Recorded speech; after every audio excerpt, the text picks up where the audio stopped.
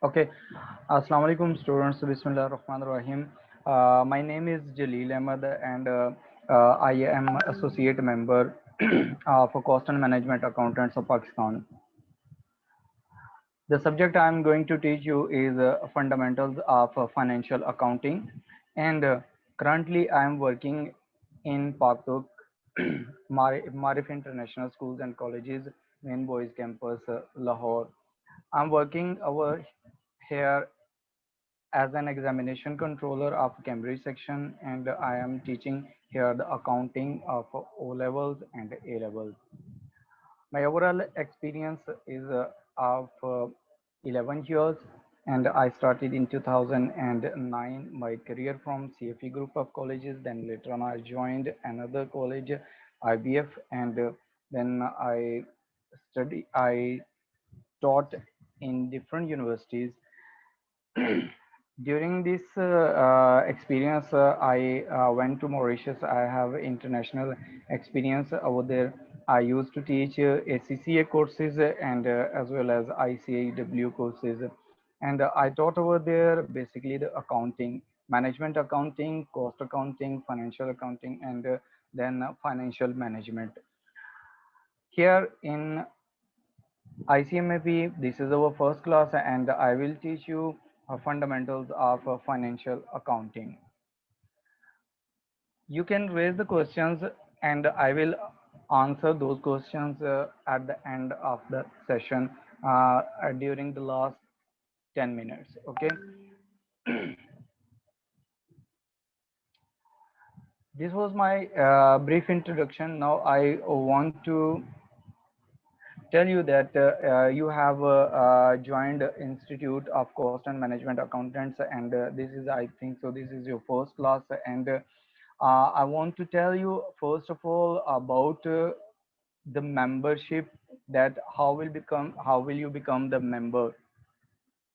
First of all, you will have to clear the operational level papers that you will have to clear. Then after that you will have to clear managerial level and strategic level, and then you will have to do some get some professional competencies after completing all courses, and these professional competencies after getting these, and then after getting 3 years industrial exposure, you will become associate member of institute.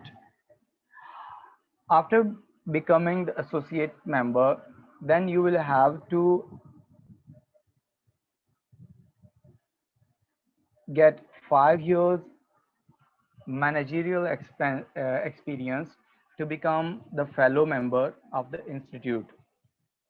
Okay, this is the way that how you will become the member of Institute of Cost and Management Accountants. Now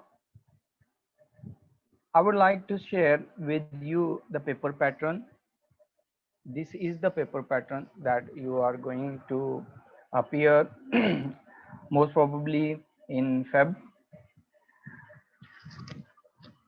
Here there are two sections of this paper. Number one, there will be multiple choice questions, and these questions, there are three sections, A to C, and there would be 45 questions, and out of 45 questions, 20 questions will be of 1 mark, and 25 questions will be of 2 marks.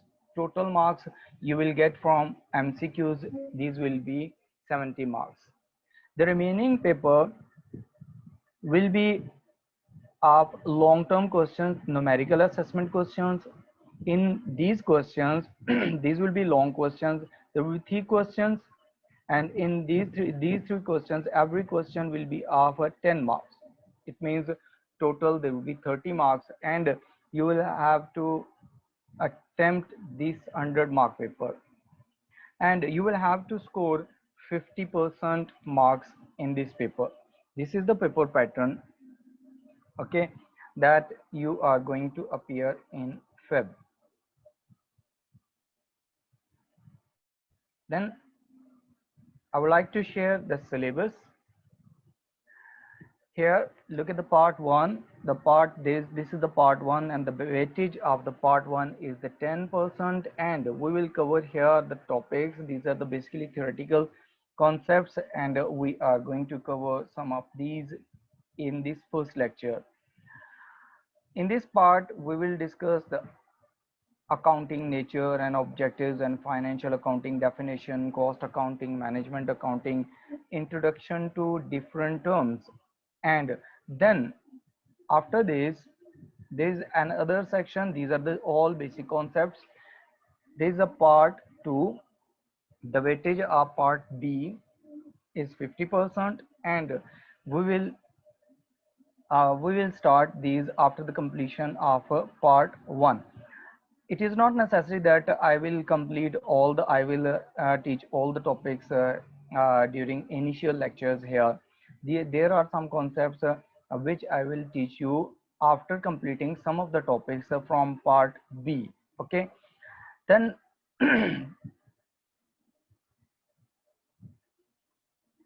the topics we are going to do here in this part B: source documents, then the second, double entry systems and ledgers, and then the trial balance, income statements and accruals and prepayments, tangible non-current assets, intangible non-current assets, and bad debts,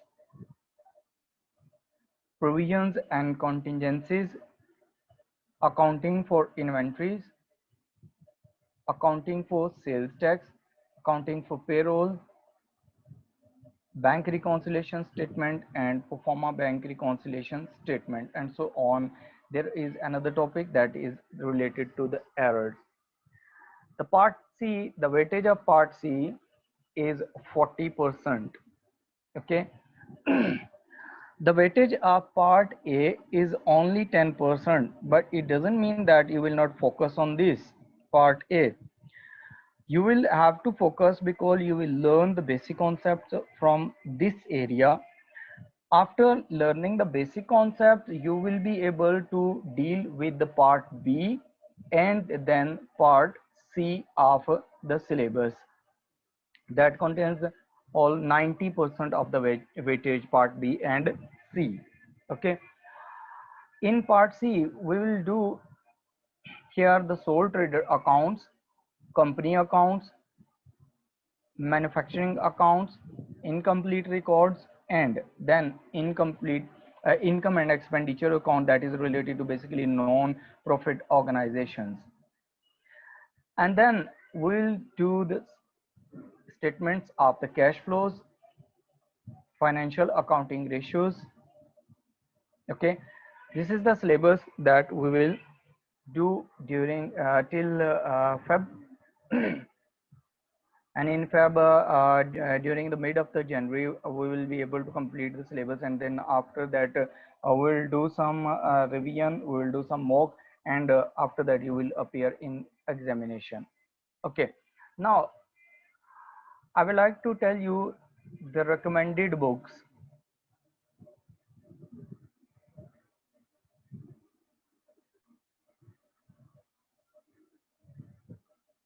Okay, you will buy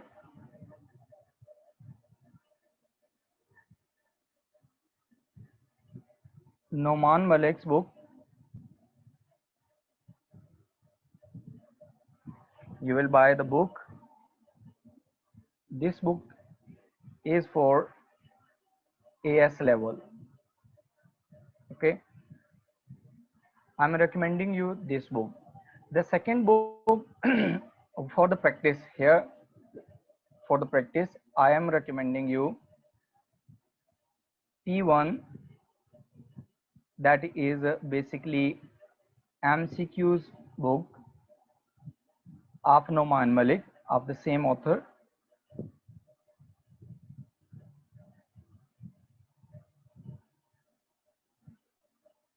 And the article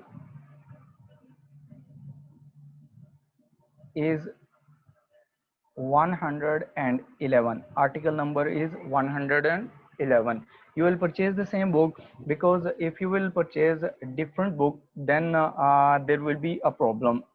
In second here, you will purchase P1 MCQs of Noman Malik. Okay, you will purchase this book. This will be topical solved papers.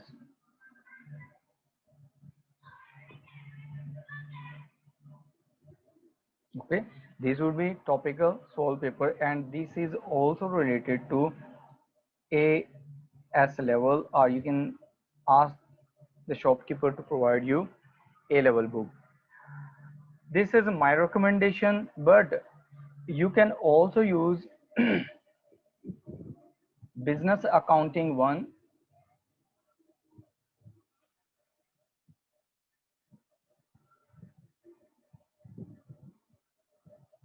Frank Wood.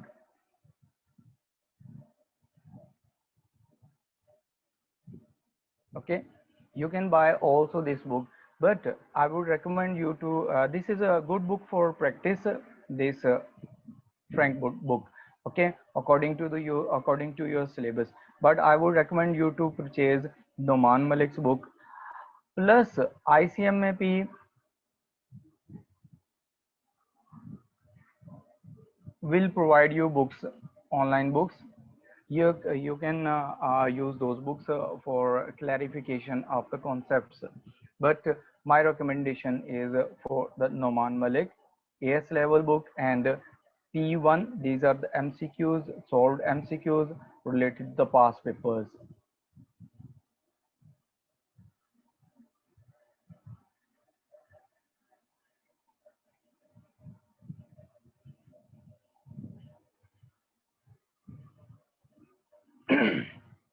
Okay, after discussing this discussion of the syllabus and the paper pattern, I would like to start with the basic concepts of accounting. What is basically accounting? Accounting is an art of recording. You can see on the screen, this is in red. This is an art of recording, classifying, and summarizing the financial transactions of an organization, of a business, or you can say of a business. What does it mean by a financial transaction? Financial transactions are those transactions which are in monetary terms, which are in monetary terms. Okay, for example, when you buy some goods, that definitely you will pay some money. It means that is a financial transaction. When you buy some building, some home or something else, like if you buy some grocery, definitely you will pay in monetary terms. That will be considered as a financial transaction. What business do? Business record those transactions, and then they classify and summarize those transactions. Sometimes they add another word after summarizing. They can say that the interpretation, interpret financial transactions. Interpretation we will do at the end, when we will do the ratios, then we will interpret the financial statements of the organization. Okay, then when we further move, then the what is the recording? Or the recording is basically preparation of journal entries, and recording, you can say recording in the books of accounts. Then the second thing is the classification. What is the classification? Classification means preparation of the ledger accounts. And then trial balance. What does it mean by trial balance? Summarization, when you summarize the result, you prepare the trial balance and the financial statements of an organization. This is overall accounting. So the accounting is, there are three things involved in the accounting: recording of the financial transaction, classification of the financial transaction, and summarization of the financial transaction. This is called accounting. Here is the accounting cycle. it will help you to understand the process that is used to record the financial transactions of an organization. Okay, look here, the financial transaction, first of all, there would be some financial transaction like you buy goods, or the organization buy goods, or organization sell some goods, or organization buy some building,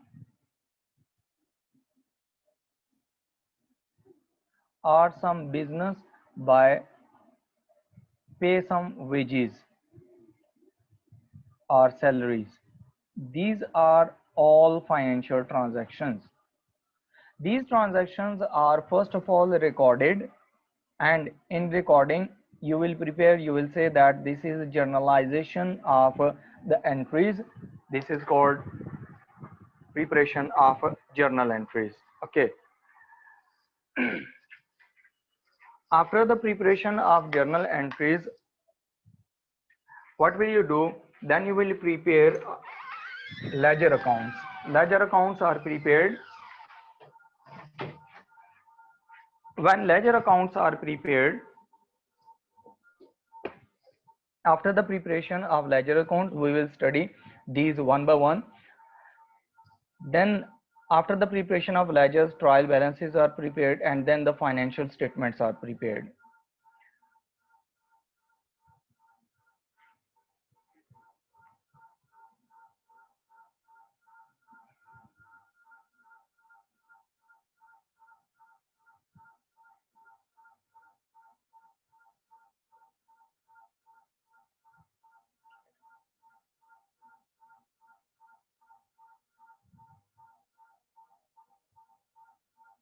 Sorry about the inconvenience. Okay, after the preparation of ledger accounts and trial balance, you prepare the financial statements. When you prepare the financial statements here, Sir Shafiq, can you see the screen?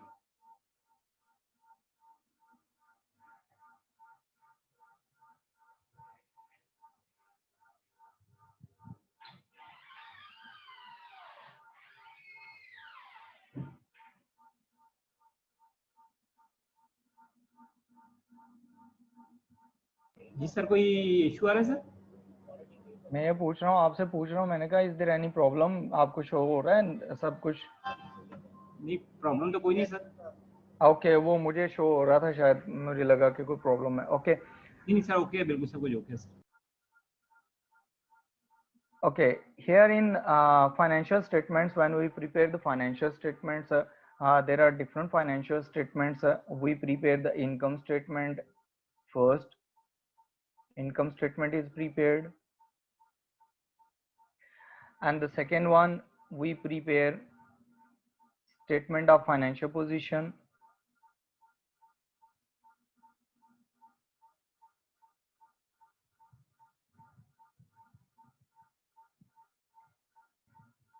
Then the third one is statement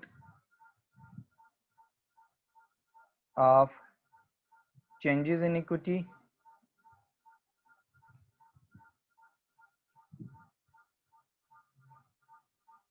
The fourth financial statement is statement of cash flows.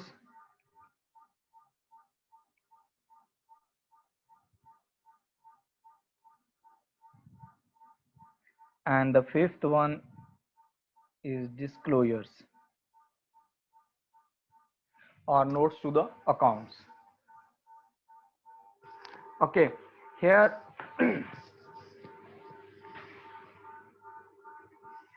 when we prepare these accounts, these financial statements we will do after completion of journal entries. We will do in initial lectures journal entries, then we will prepare the ledger accounts. After the preparation of ledger accounts, we will prepare trial balance, and then we will move towards the financial statements, and then we will do one by one income statement, statement of financial position, statement of changes in equity, statement of cash flows, and disclosures.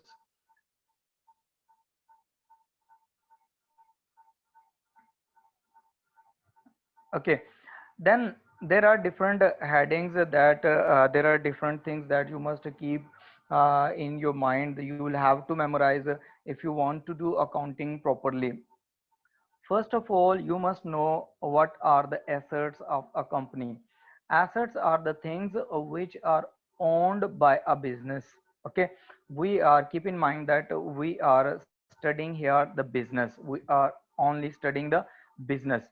When we study business here, it means that a business, there is a concept of separate business entity.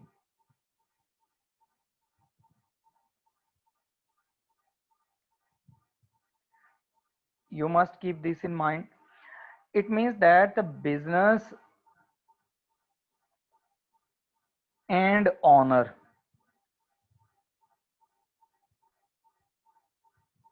are different. Okay, assets of the business will never be considered the assets of the owner. Liabilities of the business will never be considered the liability of the owner. They are separate entities, and we are doing accounting only for the businesses, not for the person. Okay, not for the owner. Here, first of all, the things which are owned by a business, normally land, which is owned by a business, not owned by the owner. Okay, if the land is owned by some owner, it doesn't mean that that is the asset of the business. Then the building, if the building is owned by the owner, this is this will not be considered an asset. Okay, if that building is owned by the business, then that will be considered as a as an asset. Then the premises are collectively land and building. These are called building premises, and the premises are also the assets of the business. Then furniture, which is used by a business for business purposes. आप जैसे आप office में जाते हैं, आप banks में जाते हैं, तो वहां पर जो भी फर्नीचर पड़ा होता है, that is the asset of that bank or that business. Fixtures are the things which are attached in offices, like आपके AC हो गए, आपके fans हो गए, these are called fixtures. Okay, then fixtures and fitting and computers, these are all assets. Cash in hand, the cash which is available in the business premises for business use. And cash at bank, the cash that is available that is available in the bank account of the business.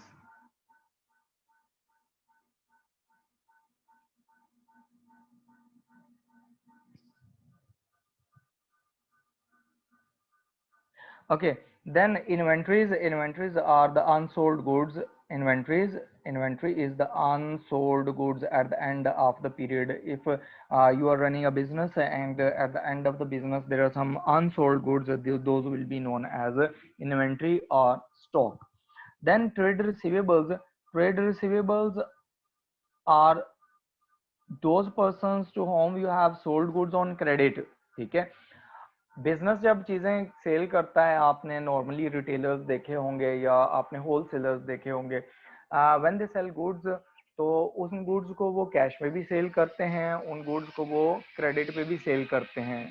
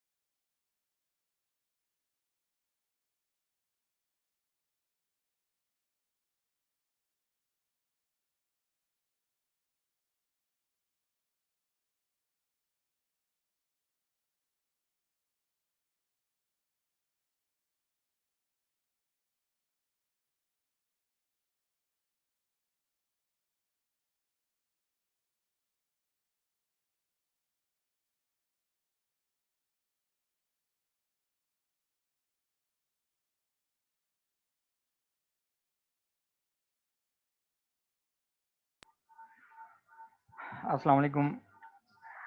Okay, I'm telling you that what are the trade receivables.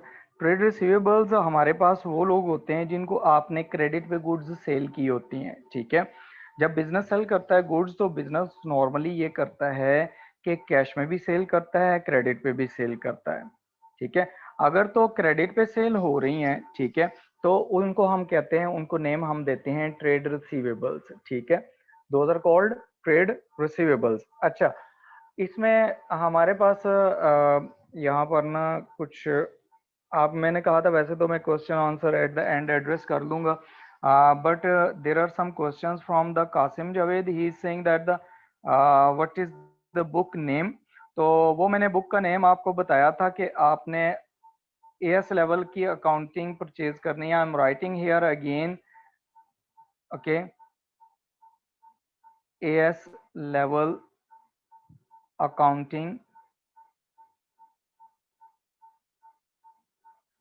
by Noman Malik.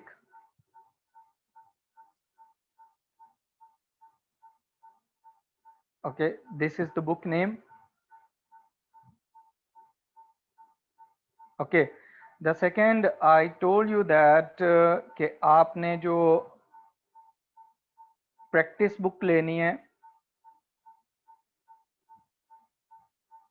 Practice के लिए this is the MCQs book. You will purchase the book of the same author, ठीक है। आपका जो same author होगा उसी से आपने परचेज करनी, उसी की परचेज करनी है। This will be P1 AS level and the author is Noman Malik. Okay, and you will purchase the article number. I am again telling you that the article number, what is the article number? Article number is 111. I hope के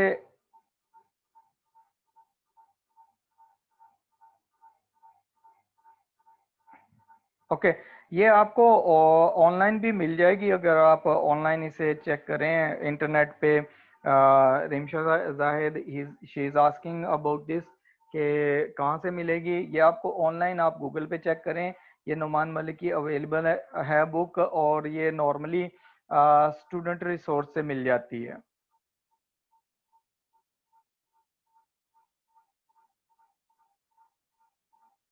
okay, आपको यहाँ से मिल जाएगी, you can search this on Google, ठीक है, ये आपको easily मिल जाएगी। चलें ठीक है अहमद रज़ा, ओके, शुरू में मैं आपको उर्दू में ही बताता हूँ चीज़ें, but later on will have to use this language because आपको पेपर जो अपीयर होना है आपने वो इंग्लिश में ही लिखना है, वहाँ पर उर्दू यूज़ नहीं होगी।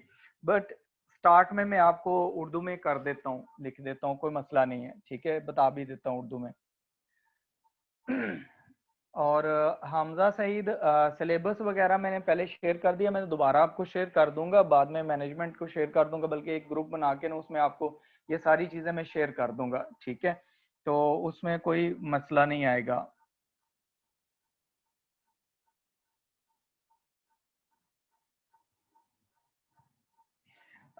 सीमा की बुक भी ठीक है मोहम्मद समी, बट उसमें यह है कि आप जो मैं रेकमेंड कर रहा हूँ वो बुक ले लें, और उसी की प्रैक्टिस किट भी वही ले लें, इनकी नुमान मलिक की एएस लेवल की, बिकॉज जब सारी क्लास एक डायरेक्शन में चल रही होगी तो वो फिर एक ही डायरेक्शन में आप लेंगे। ये बेसिकली ए लेवल्स का हमजा, ये आपका क्वेश्चन है कि व्हाट इज एएस लेवल। ये एडवांस सब्सिडी इसे कहते हैं, ये ए लेवल का पार्ट होता है, ठीक है, एडवांस सब्सिडी, ठीक है। लेजर अकाउंट्स अभी पढ़ाए नहीं है सीब, इसलिए आप अभी ना पूछें, ये जब मैं पढ़ाऊंगा फिर आपको बताऊंगा, ठीक है, अभी इसका चैप्टर आना है।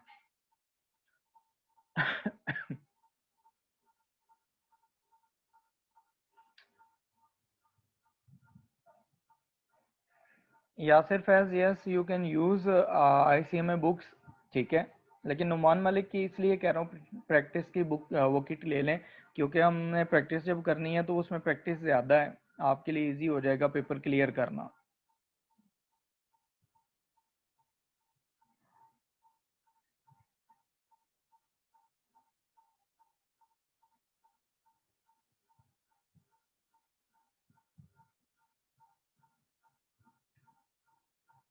ओके, बाकी क्वेश्चंस को मैं एड्रेस करता हूं। अभी वन बाय वन, ठीक है। पहले मैं थोड़ा सा इसको क्लास को प्रोसीड कर लूं, फिर आगे चलते हैं। जो क्वेश्चन है आपका सेम, उसमें यह है कि फिजिकल थिंग्स आपने पूछा है कि एसेट्स होती हैं तो फिजिकल भी हो सकती हैं और आपकी नॉन फिजिकल भी हो सकती हैं, इनटेंजिबल भी हो सकती हैं। जब हम प्रोसीड करते जाएंगे आहिस्ता आहिस्ता ये चीज़ें आती जाएंगी, आपको क्लियर होती जाएंगी। इनिशियली जितने चीज़ें पढ़ा रहा हूँ आप उस पर फोकस करें, मैं इसमें एडिशन करता जाऊंगा with the passage of time. If I will teach I will tell each and everything at this level, then you will be confused। बहुत सारे बच्चे ऐसे होते हैं जो आते हैं, उनका बैकग्राउंड इतना मतलब उस तरह का नहीं होता कि वो सारी चीजें इकट्ठी एब्जॉर्ब कर सकें। इसलिए मैं सारी चीजें बताऊंगा, लेकिन आपको वन बाय वन करके बताऊंगा, ठीक है। I hope so the book will be clear, ठीक है। ये मैं आपको दोबारा ये शेयर कर दूंगा, ये चीजें व्हाट्सएप ग्रुप बनाऊंगा, व्हाट्सएप ग्रुप में आपको ये सारी चीजें मैं आपको शेयर कर दूंगा, ठीक है। कि कौन सी बुक आपने यूज करनी है, सिलेबस भी आपको शेयर कर दूंगा, पेपर पैटर्न भी शेयर कर दूंगा, ठीक है। ये स्लाइड्स वगैरह ये जितनी है मैं हेड ऑफिस को दे दूंगा और वो भी आपको शेयर कर देंगे और मैं भी आपको शेयर कर दूंगा। That would become easy for you, ठीक है। अब यहाँ पर देखें हमारे पास ना next we just study that what are the assets. Assets वो चीजें हैं जो एक बिजनेस ऑन करता है, ऑन करता है मतलब उसकी ओनरशिप है, मलकियत है, ठीक है। Then there are basically two types of assets. हमने एसेट्स की टाइप्स पढ़नी है तो टू टाइप्स हैं बेसिकली। नंबर वन है आपके पास, हमारे पास non current assets and number two the current assets. आपको इसमें डिफरेंस क्लियर होना चाहिए, आपने पहले इसमें डिफरेंस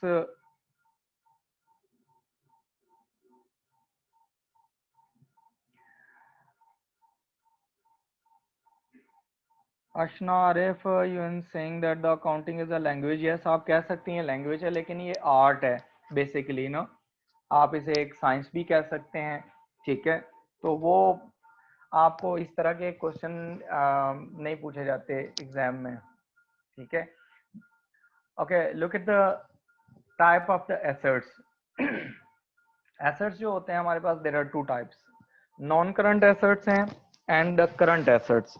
जो नॉन करंट एसेट्स हैं, आपका जो अकाउंटिंग पीरियड होता है, पहले अकाउंटिंग पीरियड को समझ लें। Accounting period,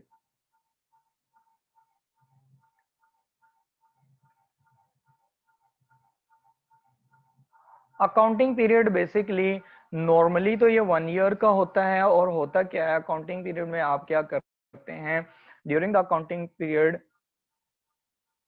a period for which accounts are prepared, ठीक है। ये क्या होता है accounting period, a period for which accounts are prepared. अब ये जो पीरियड होता है ना, नॉर्मली आपके पास ना, नॉर्मली ये 1 ईयर का होता है, ठीक है। 1 ईयर इट मीन्स 12 मंथ्स का होता है। ये इससे कम भी हो सकता है, ठीक है, लेकिन इससे ज्यादा नहीं होगा। 3 मंथ्स का भी हो सकता है, 6 मंथ्स का भी हो सकता है, ठीक है। But normally in financial accounting, accounting period will be of 1 year. आपका जो क्वेश्चन आएगा वो 1 साल से रिलेटेड होगा। अब हमारे पास जो एसेट्स होते हैं, नॉन करंट एसेट्स, ये वो एसेट्स होते हैं जिनको आप एक्सपेक्ट करते हैं कि आप उनको 1 साल से ज्यादा अरसा के लिए यूज करेंगे। You are expecting that you will take the benefit from those assets for more than 1 year, ठीक है। 12 महीने से ज्यादा के लिए आप उनको यूज करेंगे। अब उसमें कौन कौन सा होता है देखें, अगर एक बिजनेस है वो लैंड एंड बिल्डिंग परचेज करता है तो उसकी बेसिक इंटेंशन ये होती है कि वो लैंड और बिल्डिंग को परमानेंट बिजनेस यूज में लेके आएगा। अगर तो इंटेंशन ये नहीं है कि आपने परमानेंटली उसको यूज करना, अगर इंटेंशन बिजनेस की ये है कि बिजनेस ने एक एसेट परचेज किया, लैंड एंड बिल्डिंग परचेज किया, एंड बिल्डिंग बिजनेस चाह रहा है, बिजनेस की इंटेंशन है कि विद इन 6 मंथ्स उनको सेल कर देगा और उनसे प्रॉफिट कमाएगा, तो वो आपके नॉन करंट एसेट्स नहीं होंगे बल्कि वो आपके करंट एसेट्स में आ जाएगा। इसी तरह आपके पास जो फिक्सचर्स हैं, जो आपके एसी लगे हुए हैं, जो फैंस लगे हुए हैं परमानेंट बिजनेस यूज के लिए, इसी तरह आपके पास जो कंप्यूटर्स आपने रखे हुए हैं, लैपटॉप्स रखे हुए हैं, कोई व्हीकल्स हैं, व्हीकल्स मींस आपके पास कोई कार्स हैं, या आपके पास कोई बस है, या कोई आपके पास वैन है जो आप बिजनेस के लिए यूज कर रहे हैं।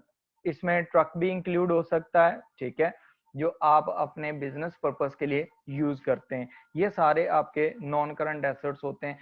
इंटेंशन ये होनी चाहिए कि आप उसे 1 साल से ज्यादा अरसा के लिए यूज करेंगे। देखें, अगर आप व्हीकल्स की इनकी बात करते हैं तो कुछ हमारे पास ना शोरूम्स होते हैं जिनका काम ये होता है कि वो चीजें बाय करते हैं, कार्स बाय करते हैं with intention to sell them within a year, और उनको सेल करके उस पर कुछ प्रॉफिट जनरेट करना चाहते हैं वो। तो अगर इस तरह की इंटेंशन है तो वो आप उनको क्या करेंगे, वो आपके पास नॉन करंट एसेट्स नहीं होंगे, वो करंट एसेट्स के अंदर आ जाएंगे। तो करंट एसेट्स हैं the assets which are expected to be used within 1 year. आप ये समझते हैं कि आपकी एक्सपेक्टेशन है कि भाई एसेट आप विद इन 1 ईयर यूज कर लेंगे। जैसे आपके पास कैश इन हैंड पड़ी हुई है, तो ये नहीं हो सकता कि आपके पास ऑफिस में कैश पड़ी हुई है तो आप वो 2 साल 3 साल वही कैश ड्रॉ के अंदर रखे रखें, ऐसा नहीं होता। आप वो कैश यूज करते हैं, ठीक है। सिमिलरली जो आपके पास कैश एट बैंक होती है, वो भी आपके पास क्या है, cash at bank is also current assets.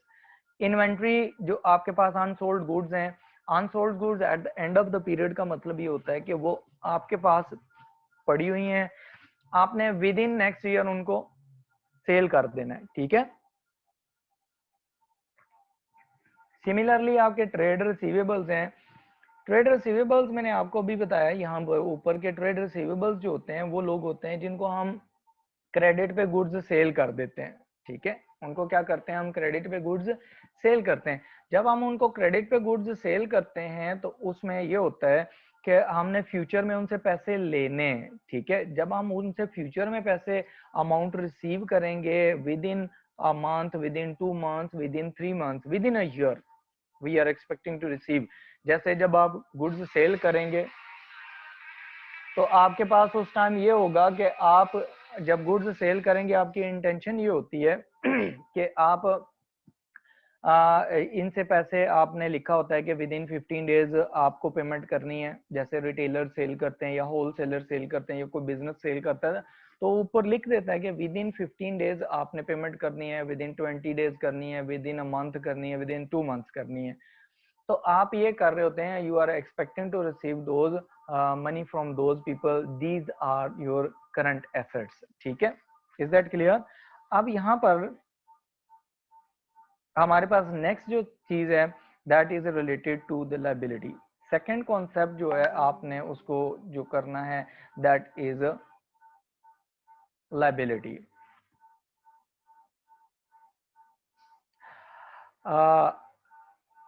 Abrar Jiwani, your question is related to trade receivables, और आपने कहा है कि ट्रेड रिसीवेबल्स को can we call them accounts receivable. देखें, जो रिसीवेबल्स होते हैं ना बेसिकली वो दो कैटेगरीज होती हैं। एक तो आपके पास ना, यहाँ पर मैं आपको बता देता हूँ आपकी कन्वीनियंस के लिए ताकि आपको याद रहे कि आपके जो रिसीवेबल्स होते हैं there are two types of receivables. एक आपके पास होते हैं ट्रेड रिसीवेबल्स और एक आपके पास अदर रिसीवेबल्स होते हैं, ठीक है। ट्रेड रिसीवेबल्स को आपने गुड्स सेल की होती हैं, गुड्स सोल्ड ऑन क्रेडिट, ठीक है। गुड्स सोल्ड ऑन क्रेडिट, आपने उनको क्रेडिट पे चीजें सेल की हैं, आप उनसे फ्यूचर में पैसे ले लेंगे। अदर रिसीवेबल्स में क्या हो सकता है, for example if you have provided loan, आपके बिजनेस ने किसी को लोन प्रोवाइड कर दिया है, तो उस पे जो इंटरेस्ट अर्न किया है, इंटरेस्ट इज स्टिल रिसीवेबल, ठीक है, ये आपका हो सकता है, आप अदर रिसीवेबल्स में कंसीडर कर सकते हैं। तो बेटर ये है कि आप टर्म जो है वो यूज करें जो स्टैंडर्ड यूज करता है, स्टैंडर्ड में ट्रेड रिसीवेबल्स जो है ये टर्म आप यूज करें, ठीक है, ये बेटर है। अकाउंट्स रिसीवेबल सम बुक्स में यूज हो रहा है, ठीक है, आप जब रीड करेंगे तो वो अकाउंट्स रिसीवेबल का यही मतलब है।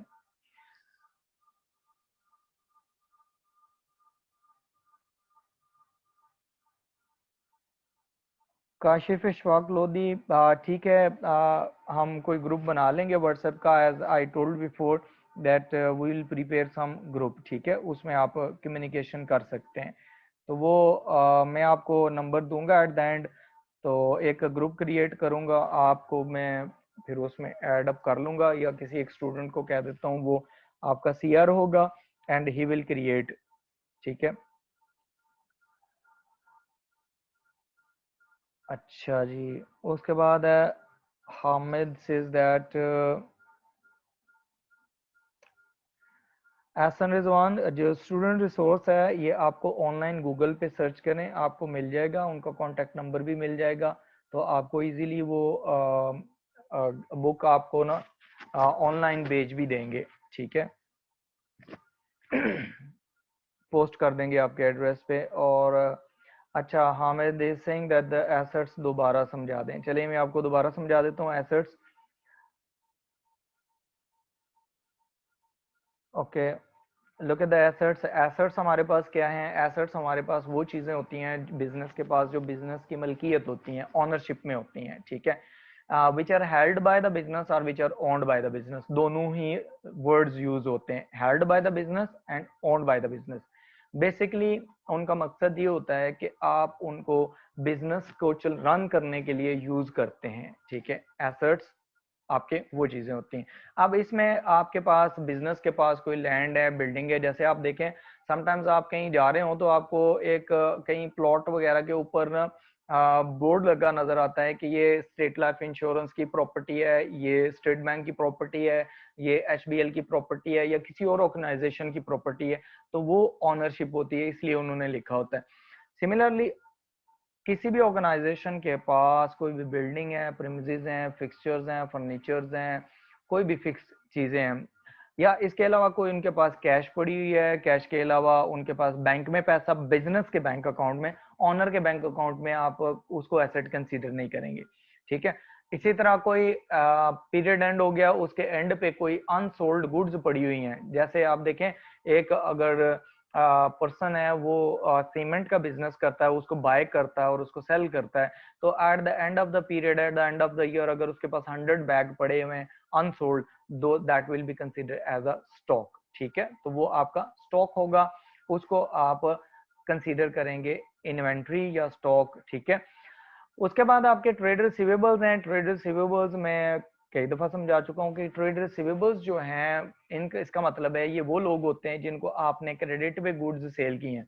बिजनेस क्या करता है, कैश ट्रांजैक्शंस भी करता है, क्रेडिट ट्रांजैक्शंस भी करता है। तो जो बिजनेस जो है कैश पे सेल नहीं कर रहा, अगर क्रेडिट पे सेल कर दिए हैं, किसी कस्टमर ने कहा है कि मेरे पास पेमेंट नहीं है, मैं with in 15 days 2 months 3 months कर दूंगा आपको पेमेंट, तो उसको कहते हैं कि ये हमारे पास ट्रेड रिसीवेबल है। गुड्स तो सेल कर दी बुक्स में, उसे ट्रेड रिसीवेबल कंसीडर करते हैं, because business will receive money from that person in future, ठीक है। एसेट्स की टाइप्स हैं, टू टाइप्स हैं, there are two types, non current assets हैं और करंट एसेट्स हैं। इसमें आपने ये देखना है कि आपके पास जो करंट एसेट्स होते हैं वो within a year use हो जाते हैं, विद इन 12 मंथ्स यूज हो जाते हैं।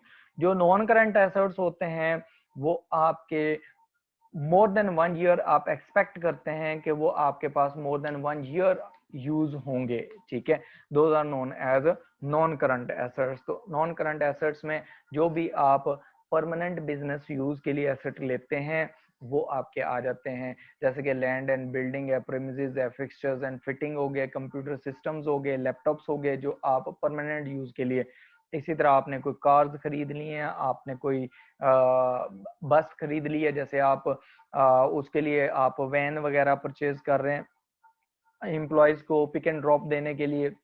इसी तरह अपने आपने कोई ट्रांसपोर्टेशन व्हीकल परचेज कर ली है, जैसे आप कोई ट्रक परचेज कर लेते हैं, कोई लोडर परचेज कर लेते हैं अपनी गुड्स की मूवमेंट के लिए, that is also known as non current asset. और द करंट एसेट्स हैं विद इन 1 ईयर यूज हो जाएंगे। उसमें हमारे पास कौन कौन से एसेट्स आते हैं?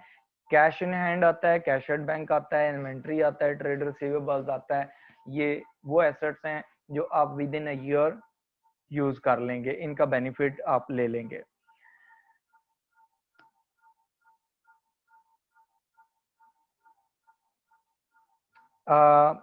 तलहा हुसैन आप कहते हैं आपका क्वेश्चन है प्रिमिसेस क्या है, तो कलेक्टिवली लैंड एंड बिल्डिंग को आप प्रिमिसेस कहते हैं इन सिंपल वर्ड्स।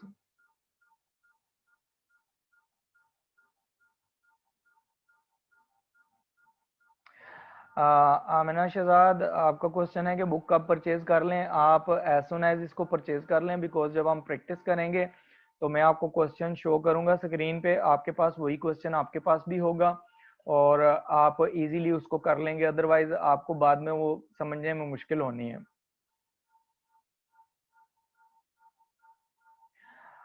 रिमशा शायद ओके, वो तो मैं साथ साथ गाइड करूंगा, मैं क्वेश्चंस करवाऊंगा खुद, ठीक है। मैं आपको यहाँ पर स्क्रीन पे क्लास में क्वेश्चन शो करूंगा, मैं यहाँ पर सॉल्व करूंगा, आप लोगों को कुछ होमवर्क में दूंगा, फिर then you can ask those question if there will be some problem, ठीक है। वो आप पूछ सकते हैं, उसमें कोई मसला नहीं है। मोहम्मद आदिल, टेंजिबल एसेट्स तो हमने अभी पढ़े नहीं है। टेंजिबल एसेट्स फिजिकल एसेट्स होते हैं जिनकी फिजिकल एग्जिस्टेंस होती है, ठीक है, अभी हम पढ़ेंगे। और उसके बाद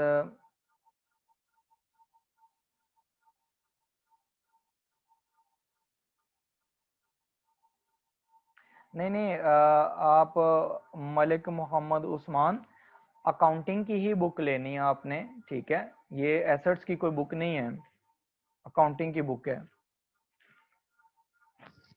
अच्छा चलें फिर क्वेश्चंस में आता हूँ, क्वेश्चंस की तरफ आप जरा ये देख लें। लायबिलिटीज, सेकंड कॉन्सेप्ट ये होता है कि लायबिलिटीज है। लायबिलिटीज बेसिकली क्या होते हैं कि आपके पास ना those things which are old by a business, ठीक है। एसेट्स जो होते हैं वो ओनरशिप होती है, जो लायबिलिटीज होती हैं उसका मतलब है कि बिजनेस ने पेमेंट करनी है। बिजनेस ने क्यों पेमेंट करनी है? Because these are the obligations. Obligation का मतलब होता है कि आपने कोई सर्विस ली है या कोई गुड्स परचेज किए हैं जिनके अगेंस्ट आपने कोई पेमेंट नहीं की, ठीक है। जैसे कि आपने बैंक लोन ले लिया, एग्जांपल्स में देखें, बैंक लोन आपने ले लिया, तो बैंक लोन जब आपने लिया तो उसके अगेंस्ट आपने क्या किया है? बैंक लोन आपकी लायबिलिटी है, बिकॉज बैंक को आपने फ्यूचर में पे बैक करना है, that is your liability. Similarly आप कोई डेट्स लेते हैं against the bonds and debentures. Bonds and debentures जो होते हैं ना, ये आपके इंस्ट्रूमेंट्स होते हैं,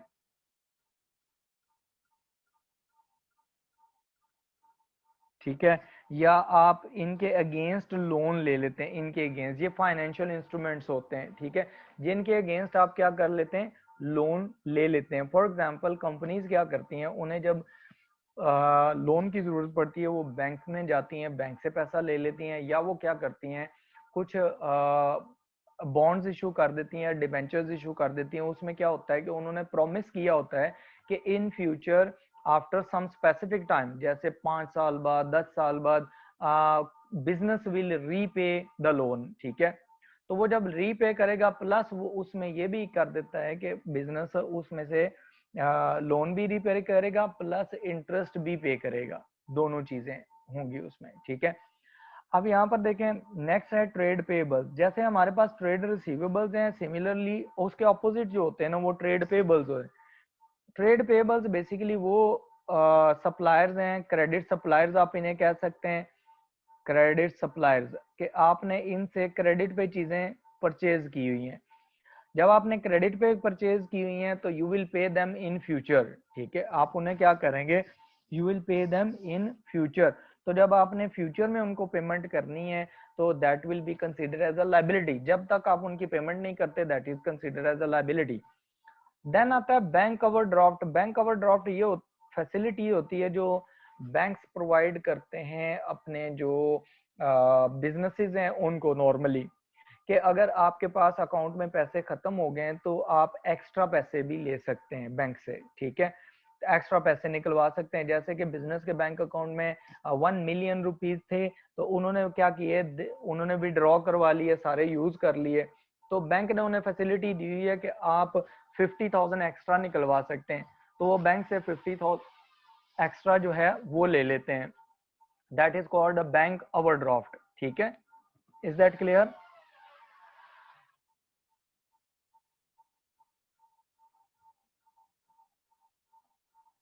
सैम साहब, हाँ जी, वेबसाइट एसेट होती है। आपका क्वेश्चन है वेबसाइट एसेट होती है, yes, website is an asset, because आपने उसके लिए पेमेंट की हुई है और आप उसे यूज करते हैं, आप एक्सपेक्ट कर रहे हैं कि आप उसे फ्यूचर में यूज करेंगे और उससे रेवेन्यूज जनरेट करेंगे, बिजनेस बेनिफिट होगा बिजनेस को। Ayesha Ali Khan, your question is sir minimum passing marks कितने हैं? तो मिनिमम पासिंग मार्क्स जो हैं ये 50% हैं, ठीक है। और उसके बाद क्वेश्चन है Saeed Mustafa, can you please repeat the trade? हाँ जी, तो Saeed Mustafa, I have repeated the trade receivables. Trade receivables वो लोग होते हैं जिनको आपने क्रेडिट पे चीज़ें सेल की होती हैं, ठीक है, या बिजनेस जो है वो जब क्रेडिट पे गुड्स सेल करता है, तो जिन लोगों को सेल की होती हैं वो ट्रेड रिसीवेबल्स होते हैं। आप इनको क्रेडिट कस्टमर भी कह सकते हैं, ठीक है। इन्होंने कैश अभी नहीं पे की होती, गुड्स ले जाते हैं ये। अच्छा, उसके बाद क्वेश्चन है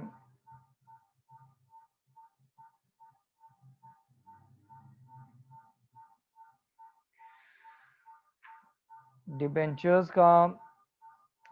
तो डिबेंचर्स मैंने अभी बताए हैं, रिमशा के डिबेंचर्स जो होते हैं वो हैं रिमशा जाहिद। डिबेंचर्स जो होते हैं ये आपके फाइनेंशियल इंस्ट्रूमेंट्स होते हैं जिनके अगेंस्ट आप लोन लेते हैं, कंपनीज लोन लेती हैं, ठीक है। इनके ऊपर लिखा होता है कि कितने टाइम पीरियड के लिए बिजनेस लोन ले रहा है और कितना उस पर इंटरेस्ट रेट देगा, बिजनेस इंटरेस्ट पे करेगा या रिटर्न पे करेगा।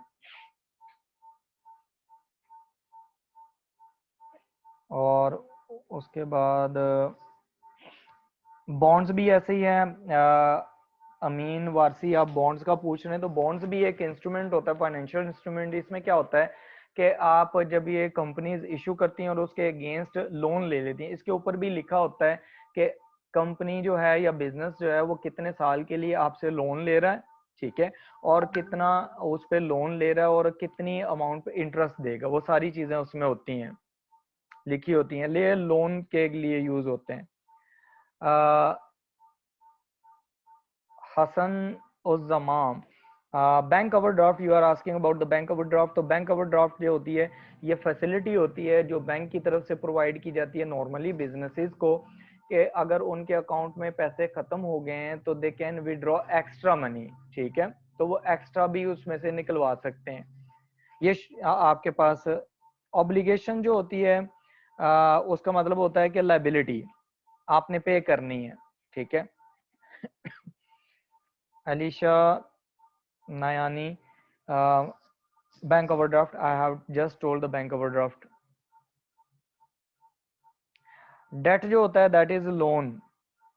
डेट अगेंस्ट का मतलब होता है कि आपने डेट जो है वो लिया है बॉन्ड्स इशू करके या आपने डिबेंचर्स इशू किए हैं, ठीक है। This is Ali Haider question, Ali Haider Sangi.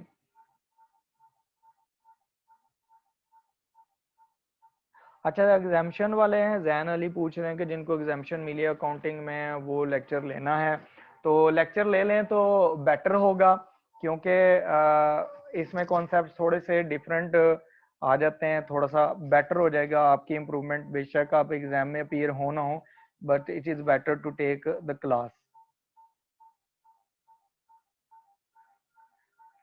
अच्छा जी, मालिक, हाँ, ट्रेड पेबल्स पूछ रहे हैं Malik Mohammad Usman about the trade payables. Trade payables basically आपके क्रेडिट सप्लायर्स होते हैं, वो लोग जिनसे आपने क्रेडिट पे गुड्स ली होती हैं। जैसे आप देखें कि आपका बिजनेस है कार्स को बाय करना और सेल करना, this is your trading business. आप जब कार्स बाय करते हैं तो अगर आप वो क्रेडिट पे ले रहे हैं तो that is your trade payable, कि आपने उसको फ्यूचर में पेमेंट करनी है, ठीक है।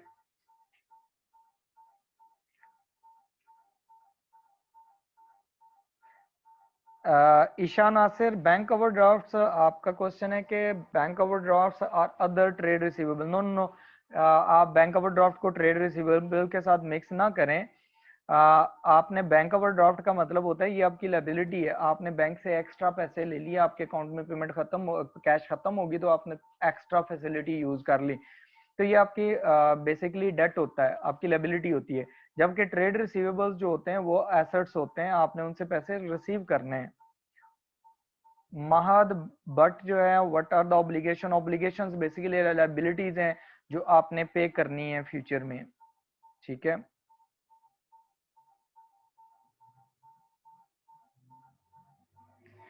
मोहम्मद यजदान, यस, अभी हम बेसिक से स्टार्ट करेंगे डेफिनेटली। बहुत सारे लोग यहाँ पर न्यू कमर्स हैं, उनको भी हमने लेके चलना है।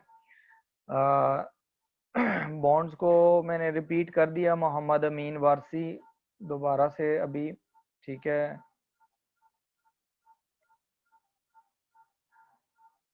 उमर बिन इमरान पूछ रहे हैं कि सप्लाईज एसेट्स होते हैं, करंट एसेट्स होते हैं? हाँ जी, करंट एसेट्स होते हैं सप्लाईज। उसके बाद है ये कोई वीवो Y91 है, इनका नाम तो नहीं लिखा हुआ, तो इन्होंने वीवो Y91 है, तो लेक्चर हाँ जी दोबारा मिल जाएगा आपको। लेक्चर जो है वो हेड ऑफिस वाले उस पर अपलोड कर देंगे, आप वहाँ से ले सकते हैं।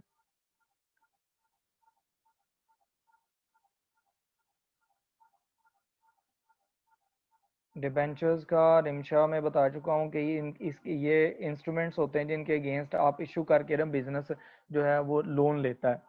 इंश्योरेंस, एहसन रिजवान कह रहे हैं इंश्योरेंस जो है वो एसेट्स होते हैं? नहीं, एसेट्स नहीं होते इंश्योरेंस, ये एक्सपेंस होते हैं, ये अभी हम पढ़ेंगे, ठीक है। इंटरेस्ट रिसीवेबल्स का मतलब है, ये मैंने आपको अदर रिसीवेबल्स में समझाया था कि इंटरेस्ट रिसीवेबल्स जो होते हैं ये होता है कि आपने जैसे किसी को लोन दिया है तो उस लोन पे आपने इंटरेस्ट अर्न तो कर लिया लेकिन अभी तक रिसीव नहीं किया।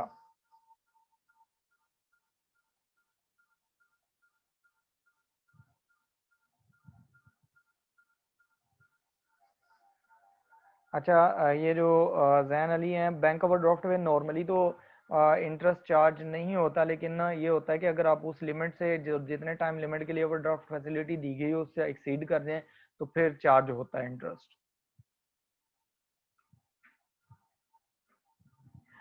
Umair Ahmed Singh, non current assets and liabilities एक ही चीज होते हैं? नहीं, लायबिलिटीज जो होती हैं ये तो आपकी ऑब्लिगेशंस होती हैं, और एसेट्स जो होते हैं वो आपके गुड्स होती हैं जो आपने ऑन की हुई हैं, जो आपकी ओनरशिप, बिजनेस की ओनरशिप है। तो ये different things are totally, these are totally different things.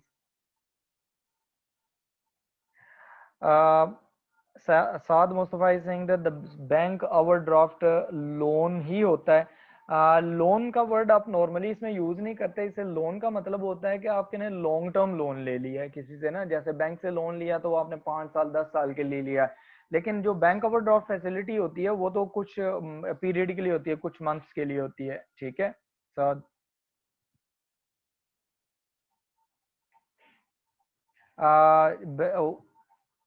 Usaid, आपका क्वेश्चन है कि बैंक ओवरड्राफ्ट कंपनी के एम्प्लॉयज के लिए होता है? नहीं, एम्प्लॉयज के लिए नहीं होता है, ये बिजनेस के लिए होता है, ठीक है। This is not a facility which is provided by bank to the employees. If you don't mind can you please elaborate the bonds and debentures again? Mohammad Mukarram, bonds and debentures आपको मैंने बताया, अभी भी कई दफ़ा बता चुका हूँ, काफ़ी दफ़ा, कि बॉन्ड्स एंड डिबेंचर्स जो होते हैं इन ये कंपनीज इशू करती हैं, पब्लिक को इशू कर सकती हैं, किसी बैंक में इशू कर, किसी बैंक से उसके अगेंस्ट लोन ले सकती हैं, जिसके ऊपर ये मेंशन होता है कि कंपनी कितना लोन ले रही है, उस पर कितना इंटरेस्ट पे करेगी और कितने टाइम पीरियड के लिए ले रही है, ठीक है।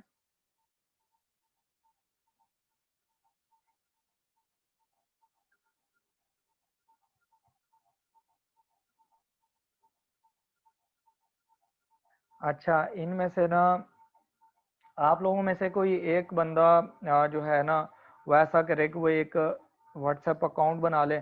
बल्कि ये मैं आपको नेक्स्ट क्लास में बताता हूँ कि अकाउंट्स वगैरह कैसे बनाने हैं, व्हाट्सएप पे ग्रुप कौन बनाएगा, ठीक है। Will decide this in next class, ठीक है। तो अगली क्लास तक के लिए अभी तक हमने बेसिक थोड़ा सा भी पढ़ा है, ठीक है। नेक्स्ट क्लास में इन सारी चीज़ों को आपको जो जो मसले होंगे, एसेट्स में कोई मसले हैं तो वो हम नेक्स्ट क्लास में डिस्कस कर लेंगे, ठीक है। उसमें कोई प्रॉब्लम नहीं है। अच्छा, इसमें एक है यहाँ पर क्वेश्चन, ठीक है। जिनके क्वेश्चंस मैं एड्रेस नहीं कर सका वो दोबारा क्वेश्चन लिख सकते हैं ताकि मैं उनको दोबारा एड्रेस कर दूं, ठीक है। Okay, now let's proceed with the topic. Liabilities जो हैं वो अभी हम पढ़ रहे थे कि लाइबिलिटीज जो हैं ये आपकी ऑब्लिगेशंस होती हैं बिजनेस की, कि बिजनेस ने किसी को पेमेंट करनी है फ्यूचर में, उसने क्यों करनी है, उसमें टाइप्स हम पढ़ लेते हैं। What are the types of the liabilities? Liabilities के there are two types, like आपके एसेट्स की तरह non current liabilities and current liabilities. if you are expecting to pay some loan or some debt after 1 year, ठीक है, that is non current liability.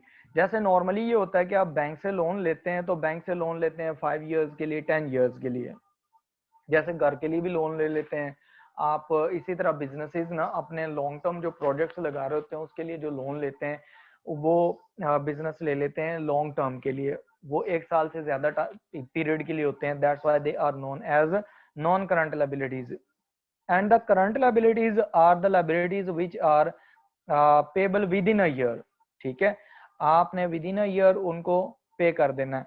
अच्छा, with in a year जो पे करते हैं वो हमारे पास जैसे ट्रेड पेबल्स हैं।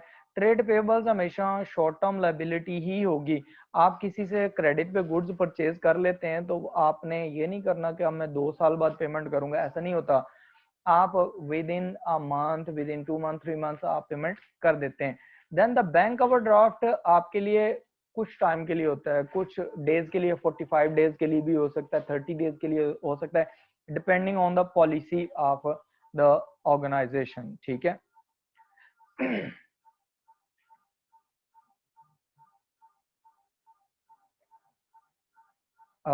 ये जो एक क्वेश्चन आ रहा है, इनका ना नाम वगैरह तो नहीं आ रहा।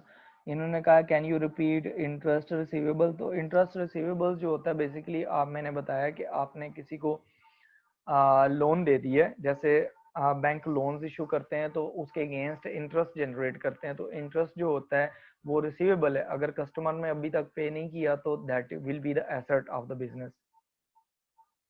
आपका उमर आपका आंसर भी दे चुका हूँ कि इसका बैंक ओवरड्राफ्ट वगैरह का ये आंसर्स हो चुके हैं। मैं आप रिपीट कर रहे हैं क्वेश्चंस।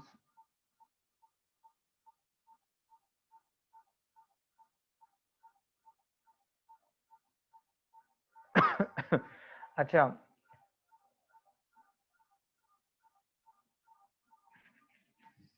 ओके, अब देखें हमारे पास नॉन करंट लाइबिलिटीज में आपके बैंक लोन आएगा, debt against that bonds and debentures आएगा। आपको पेपर में वो क्वेश्चन में वो दे बता देगा कि ये लॉन्ग टर्म लाइबिलिटी है, ठीक है। या उसके आगे क्या करता है, जैसे आपका बैंक लोन लिखा हुआ है तो उसके आगे उसने डेट मेंशन की होगी कि ये लॉन्ग टर्म है या शॉर्ट टर्म है, वो ये बता देगा। तो हम जो जो प्रोसीड करते जाएंगे आपको ये चीजें क्लियर होती जाएंगी कि कौन सी चीज आपने कहाँ कैटेगराइज करनी है। अच्छा, उसके बाद हमारे पास आता है नेक्स्ट है कैपिटल, थर्ड वन। ये आपने माइंड में रखना है। Capital, capital is the investment made by the owners of the business. जो बिजनेस का मालिक होता है वो बिजनेस में जो भी पैसा इन्वेस्ट करता है that is known as capital. जैसे आप देखें फॉर एग्जांपल यहाँ पर एक बिजनेस है, बिजनेस का नेम है फॉर एग्जांपल ABC, ये बिजनेस नेम है, this is the business name. Owner, owner is Junaid, for example Junaid is the owner. अब ये क्या कर रहा है, इसने बिजनेस में for example he invested $100,000 in the business. अब ये जो बिजनेस में आया है, ये बिजनेस में ओनर ने पैसा दिया, that is known as a capital, that will be consider as a capital. Owner जब भी बिजनेस में कोई चीज लेके आएगा, बिजनेस में कैश लेके आए, बिजनेस में बिजनेस के बैंक अकाउंट में कुछ डिपॉजिट करवा दे, या बिजनेस के लिए कोई फर्नीचर ले आए अपनी पर्सनल अकाउंट से, पर्सनल पैसों से, या बिजनेस के लिए कोई मोटर व्हीकल वगैरह, गाड़ी वगैरह कुछ भी परचेज कर ले और पर्सनल पैसों से परचेज करे, that is known as capital. ठीक है, वो क्या होता है, कैपिटल होता है। कैश भी हो सकता है, बैंक में भी डिपॉजिट हो सकता है, या बिजनेस में वो कोई और एसेट भी ला सकता है। ठीक है,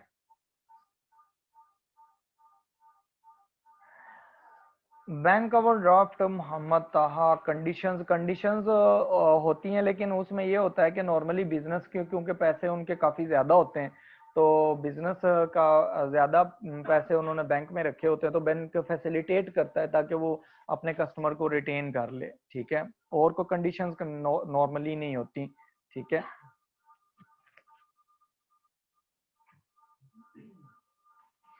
मोहम्मद मुकर्रम, I can volunteer.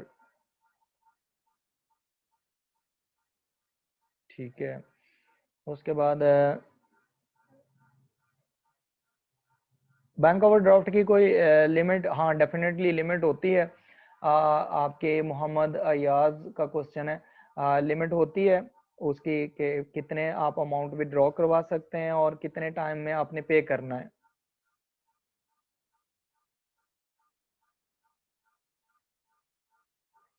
Hanif, you are asking about के क्रेडिट और डेबिट का समझा दें, तो ये अभी हमने पढ़ा नहीं है, अभी हम पढ़ेंगे इसको ना। ठीक है, तो क्रेडिट डेबिट जो है अगली अगली क्लास में हम पढ़ेंगे, तो इसलिए आप उसकी टेंशन ना लें कि क्रेडिट डेबिट जो है वो हम कर लिए।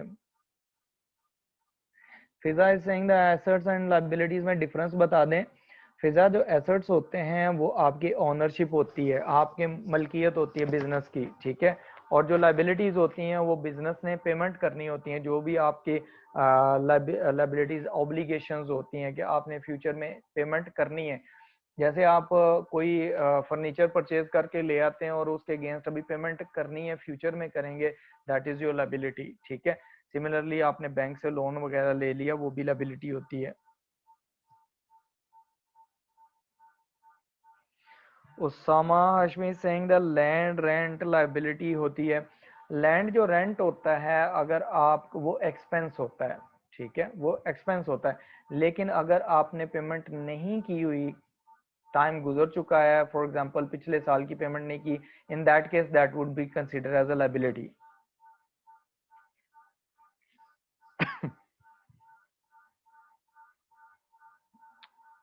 Sufiyan is saying, Sufiyan Ali, trade receivable payable, trade receivables का डिफरेंस बता दें। ठीक है, ट्रेड रिसीवेबल्स जो होते हैं बेसिकली ये आपके क्रेडिट कस्टमर्स होते हैं जिनको आपने क्रेडिट पे गुड्स सेल की हुई हैं, और ट्रेड पेबल्स जो होते हैं ये क्रेडिट सप्लायर्स होते हैं, इनसे आपने क्रेडिट पे गुड्स परचेज की होती हैं।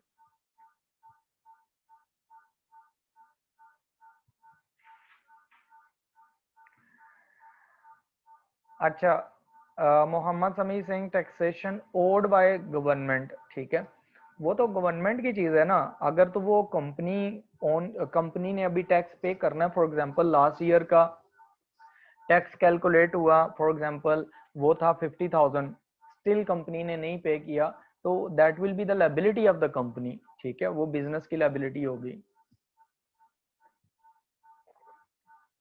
बुक्स का मैंने आपको बता दिया है कि आप को ये स्टूडेंट रिसोर्स से मिल जाएंगी, या किसी भी जो ए लेवल्स ओ लेवल्स की जहाँ से बुक्स मिलती हैं वहाँ से आपको ये मिल जाएंगी। आपके एरिया में शॉप्स होंगी, वहाँ से ओ लेवल्स ए लेवल्स की बुक्स जहाँ से मिलेंगी वहाँ से ये मिल जाएंगी।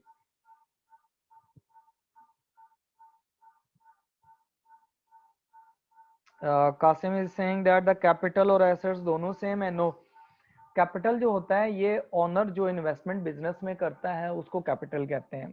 तो एसेट्स जो होते हैं, जो चीजें बिजनेस की ओनरशिप होती हैं, उनको हम कहते हैं कि वो एसेट्स हैं।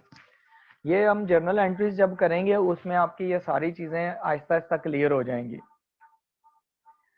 Awais Iftikhar sir, book name और राइटर नेम बता दें, वो मैंने बता दिया है आपके लिए। मैं इसको अवैस ये शो कर रहा हूँ, आप देख लें स्क्रीन पे, you can note it down. ये मैंने लिखा हुआ है कि आपने कौन सी बुक्स लेनी है, ठीक है। ये आप कर सकते हैं यहाँ से। देखें बुक मैंने बता दी है, एएस लेवल की अकाउंटिंग है, ठीक है। और इसमें बाय नुमान मलिक है, और ये आपने ये परचेज करनी है। और जो प्रैक्टिस के लिए है वो पेपर 1 है, P1 है, पेपर 1 P1, ठीक है। ये भी नुमान मलिक का, इसका आर्टिकल नंबर है 111। ये आपको मिल जाएंगी आपके एरिया में, जो भी ए लेवल्स की शॉप्स हैं वहाँ से आपको मिल जाएंगी।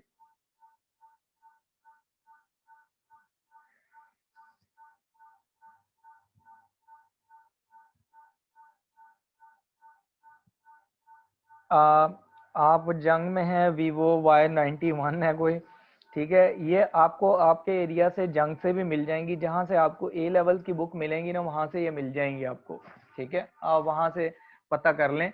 अदरवाइज स्टूडेंट रिसोर्स से ऑनलाइन आप परचेज कर लें, वो आपको आपके एड्रेस पे सेंड कर देंगे।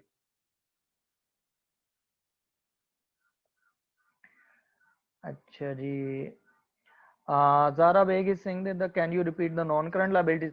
Yes, non-current liabilities are the liabilities which are expected to be paid after 1 year.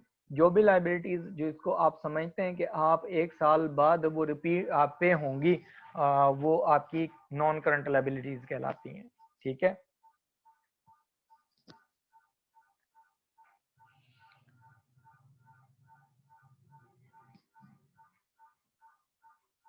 Okay, liabilities bonds and debentures. Bonds and debentures normally तकरीबन आप कह लें कि सेम ही होते हैं। डिफरेंस जो होता है वो हम आगे जाके पढ़ेंगे थोड़े से हायर लेवल पे, ठीक है। इस टाइम पे आप कंसीडर कर लें कि वो सिमिलर ही होते हैं। हमाद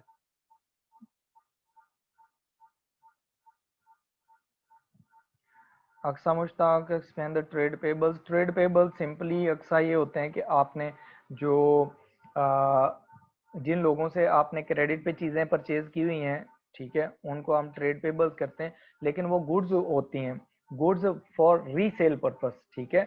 एक गुड्स होती है, एक चीज़ होती है कि आपने कोई चीज़ खरीदी है, जैसे आपने एक कार है, वो परमानेंट यूज़ के लिए आपने ले लिया, बिजनेस परमानेंट यूज़ के लिए, वो नॉन करंट एसेट होगा। लेकिन अगर आप क्या करते हैं कि आप गुड कार परचेज कर रहे हैं और आपकी इंटेंशन ये है कि विद इन अ ईयर आप उसको सेल करेंगे, आप उससे प्रॉफिट जनरेट करेंगे, तो वो ट्रेडिंग पर्पस के लिए होता है। Goods those are considered as goods for resale purpose. तो जब आप किसी से गुड्स परचेज करते हैं रीसेल पर्पस के लिए और परचेज क्रेडिट पे करते हैं, those are known as trade payables. Malik का भी यही क्वेश्चन है, कैपिटल है और लायबिलिटी सेम है, ओके। होप के आप लोगों को ये क्लियर हो गया होगा। चलें साथ साथ आप पूछते रहें, वो क्लियर होती जाएंगी चीज़ें, कोई मसला नहीं।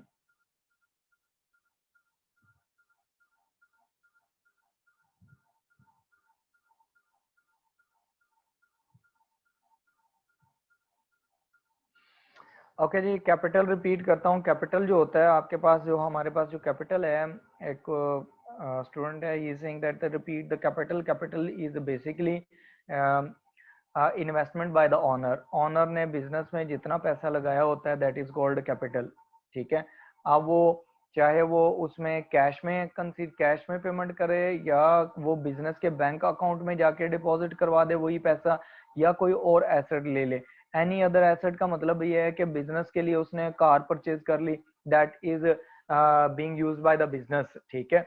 इसी तरह उसने ये भी हो सकता है कि उसने बिजनेस के लिए कोई ट्रक वगैरह परचेज कर लिया है, या बिजनेस के लिए कोई फर्नीचर परचेज कर लिया है, ठीक है, या कोई और चीज परचेज कर ली है बिजनेस के लिए, लेकिन बिजनेस को वो दे रहा है, that is known as a capital, ठीक है। वो जितनी भी वैल्यू का होगा वो हम वैल्यू उसकी कंसीडर कर लेते हैं, okay. Now the income, the fourth thing यहाँ पर ना हेडिंग्स है इनकम का। इनकम इज जैसे एक आम बंदा है तो उसकी इनकम क्या होगी, उसको वेजेस मिलेंगी जो वो अर्न करता है, या वो कोई कहीं टीचिंग वगैरह कर रहा है, वहां से उसको अर्निंग होगी, ठीक है, that is known as income. जैसे मैं यहाँ पर टीच कर रहा हूँ तो मुझे जो यहाँ से पे मिलेगी that will be my income, ठीक है। सिमिलरली मैं अगर अपने इंस्टीट्यूट में पढ़ा रहा हूँ, एक और जगह पे काम कर रहा हूँ, वहां से मुझे जो इनकम मिलेगी, जो भी सैलरी मिलेगी, that will be my income, ठीक है। इसी तरह बिजनेस जो होता है, बिजनेस ये जो मुझे इनकम मिल रही है ना, जो मुझे इनकम मिल रही है वो क्यों मिल रही है, because I am providing a service. क्या सर्विस प्रोवाइड कर रहा हूँ, कि मैं लेक्चर प्रोवाइड कर रहा हूँ, टीचिंग कर रहा हूँ, ठीक है। तो सिमिलरली बिजनेसेस क्या होते हैं, आप डिफरेंट बिजनेसेस देखें ना, कुछ बिजनेसेस ऐसे हैं जो मैन्युफैक्चरिंग कर रहे हैं। फॉर एग्जांपल देखें, अब जो बिजनेस है ना, वो बिजनेसेस डिफरेंट टाइप के होते हैं। अब बिजनेसेस में एक होता है ट्रेडर, ट्रेडिंग बिजनेस। ट्रेडिंग जो होता है ना, वो जस्ट क्या होता है, buying and selling of goods, buying and selling of goods, this is known as trading. आप देखें, एक पर्सन है, आप सिंपली एक रिटेलर आप अगर कंसीडर कर लेते हैं छोटे लेवल पे, तो रिटेलर क्या करता है कि वो डिफरेंट डिटर्जेंट्स बाय करेगा, डिफरेंट आर्टिकल्स बाय करेगा और कस्टमर को सेल कर देगा और वहां से वो इनकम जनरेट करेगा, ठीक है। सिमिलरली आपके पास बिजनेस होता है प्रोडक्शन का या मैन्युफैक्चरिंग का। जो मैन्युफैक्चरिंग बिजनेस होगा, मैन्युफैक्चरिंग बिजनेस क्या होंगे, उन्होंने बाय करते हैं, दे बाय मटेरियल्स और यू कैन से रॉ मटेरियल्स, ठीक है। फिर वो क्या करते हैं, सेकंड नंबर पर वो कन्वर्ट करते हैं, कन्वर्ट देम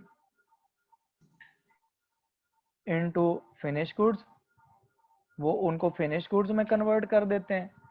फिनिश गुड्स में कन्वर्ट करने के बाद एंड देन सेल, जब वो सेल करेंगे डेफिनेटली उसमें से वो अर्निंग कमाएंगे, उसमें से वो इनकम कमाएंगे, इनकम लेंगे। सिमिलरली अगर आप देखें तो आपके पास ना यहाँ पर कुछ बिजनेसेस होते हैं जो सर्विसेज प्रोवाइड करते हैं। जैसे आप देख लें, आपके पास यूनिवर्सिटीज हैं,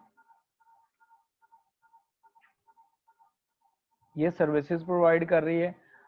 आईसीएमएपी इज प्रोवाइडिंग सर्विसेज, ठीक है। आईसीएमएपी क्या कर रहा है, सर्विस प्रोवाइड कर रहा है। सिमिलरली आप अगर देखें तो आपके पास ना जो दूसरे इंस्टीट्यूशंस हैं वो भी सर्विस प्रोवाइड करते हैं। अब आपके पास जो लॉयर्स हैं वो भी सर्विसेज प्रोवाइड कर रहे हैं, जो हॉस्पिटल्स हैं वो भी सर्विसेज प्रोवाइड कर रहे हैं। ये क्या कर रहे हैं, होटल्स वगैरह, these are providing the services.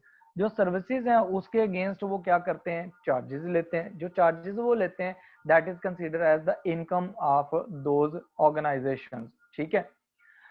जैसे आप देखें यूनिवर्सिटीज हैं वो स्टूडेंट से फी लेती हैं, that is consider as income. तो इनकम को हम कैसे फिर कंसीडर करेंगे, इनकम को अगर आप रीड करते हैं यहाँ पर जो मैंने लिखा हुआ है, look at money received in exchange for providing goods और सर्विसेज। आपके पास जो रिटेलर्स हैं, होलसेलर्स हैं, ये तो आपके पास जो प्रोवाइड ये जो मैन्युफैक्चरिंग काउंट मैन्युफैक्चरर्स हैं या जो ट्रेडिंग कर रहे हैं वो गुड्स प्रोवाइड करते हैं। लेकिन जो सर्विस इंडस्ट्री है, जैसे आप होटल में जाते हैं वो सर्विसेज प्रोवाइड करते हैं, जैसे आप इसमें चले जाते हैं हॉस्पिटल में तो डॉक्टर्स आपका चेकअप करते हैं, दे प्रोवाइड सर्विसेज। सिमिलरली अगर आपने फॉरेन वीजा के लिए अप्लाई करना है तो if you go to the consultant they provide you the services. तो वो तो सारे आपको सर्विसेज प्रोवाइड कर रहे हैं। वो जो सर्विसेज प्रोवाइड कर रहे हैं उसके अगेंस्ट वो क्या करते हैं, वो जो भी पैसे लेते हैं that is known as the income of those organisations, ठीक है। अब यहाँ पर देखें, जैसे कि आप गुड्स सेल करते हैं उससे इनकम आती है, ट्यूशन फी कॉलेजेस लेते हैं, that is the income of the organisation. Colleges services दे रहे हैं, एजुकेशन सर्विसेज दे रहे हैं, उसके अगेंस्ट वो क्या करते हैं, ट्यूशन फी ले लेते हैं।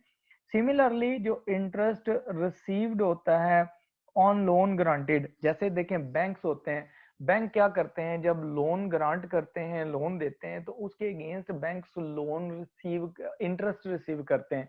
तो जब वो इंटरेस्ट उस पर जनरेट करते हैं that is known as the income, ठीक है।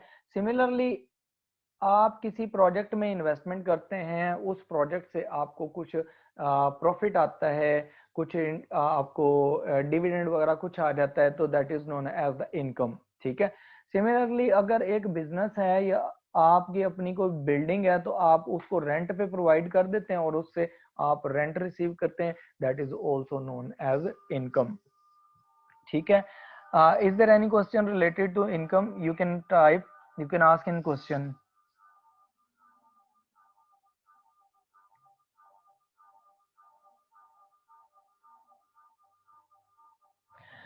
हाँ जी उसैद, आप कह रहे हैं कि अपने पर्सनल अकाउंट से कुछ वो बिजनेस के लिए परचेज कर लेता है, तो वो बिजनेस के लिए तो इन्वेस्टमेंट हो जाएगी ना, वो कैपिटल ही होगा बिजनेस का। ठीक है। उसके बाद उसने कहा है कि क्योंकि because he is using the owner is using his personal account for buying something, that will be considered as a capital. ठीक है। Ayesha Ali Khan, drawings made by the owner are also included in capital? No, drawings जो होती हैं basically वो reduction होती है capital में, उसको हम ड्राइंग्स का ही नाम देते हैं। ठीक है। वो एडजस्टमेंट हम पढ़ेंगे अगली क्लास में। ठीक है, क्या वो एडजस्ट कैसे करनी है, उसकी एंट्रीज वगैरह कैसे करनी है। कैपिटल में इंक्लूड नहीं होते, कैपिटल से डिडक्ट हो जाती हैं ड्राइंग्स। अच्छा, उसके बाद है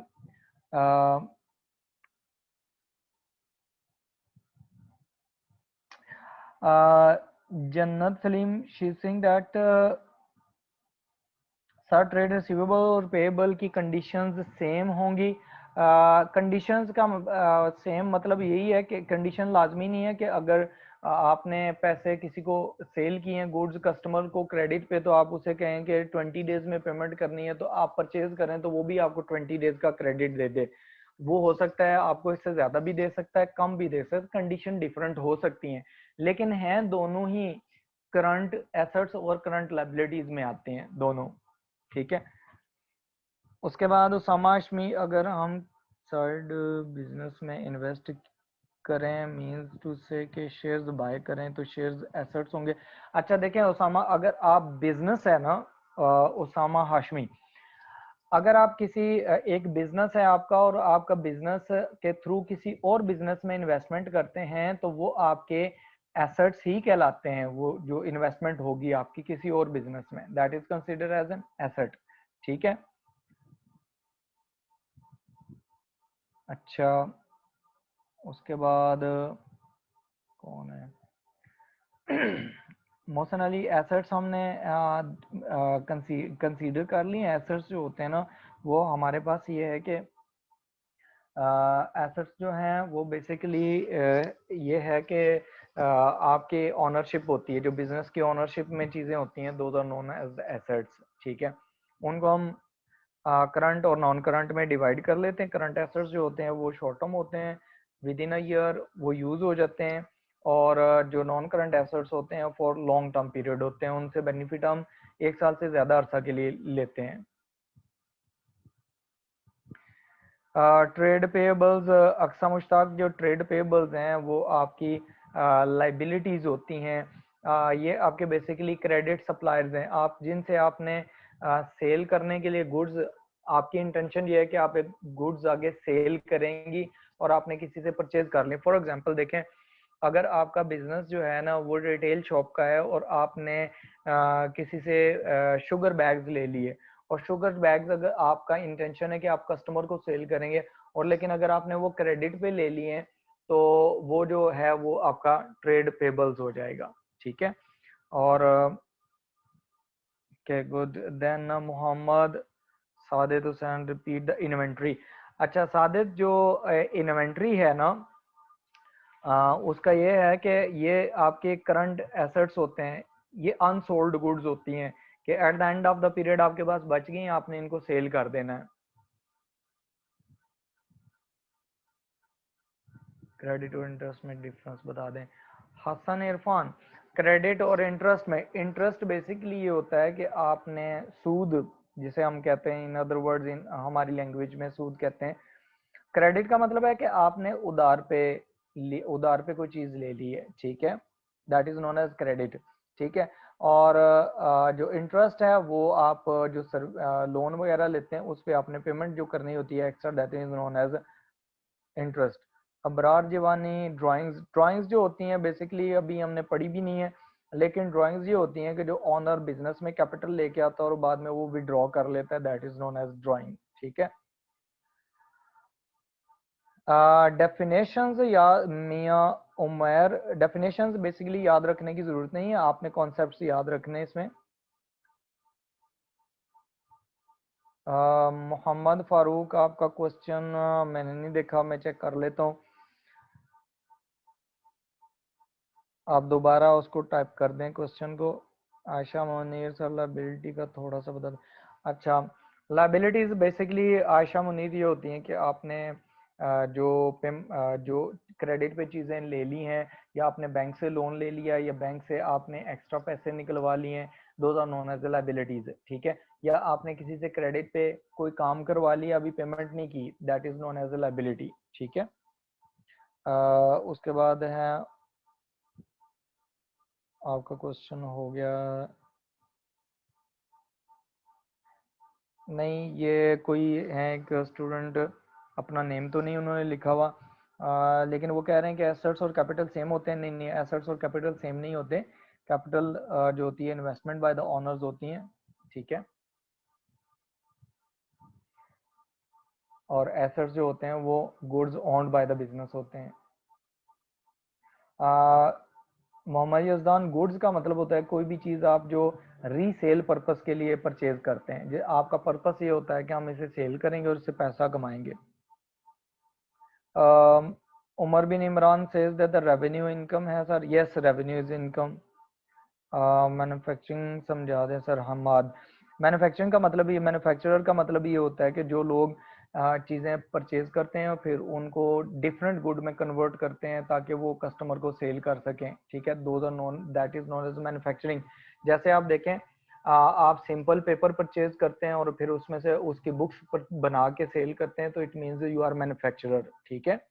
कंस्ट्रक्शन में जो वो लोग इन्वॉल्व हैं, इनको भी हम मैन्युफैक्चरिंग में ले सकते हैं। जो गुड्स बना रहे हैं जैसे डिटर्जेंट्स हैं, सोप वगैरह, ये सारी चीज़ें ये मैन्युफैक्चरर्स हैं।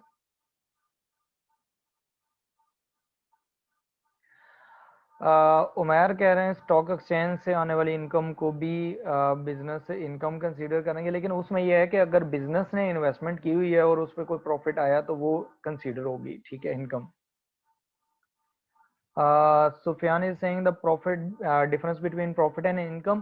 तो प्रॉफिट और इनकम में डिफरेंस ये होता है कि इनकम जो होती है, जैसे आपने कोई चीज़ सेल कर दी, फॉर एग्जांपल आपने चीज़ सेल की 100 की और वो आपने परचेज की थी 80 की, तो डिफरेंस जो होगा 100 माइनस 80, डिफरेंस प्रॉफिट होगा। लेकिन जो आपकी जो इनकम है वो आप 100 लिखेंगे कि आपको कस्टमर से इनकम 100 हुई है, उसमें से आप कॉस्ट निकालेंगे, फिर आपके पास प्रॉफिट आएगा।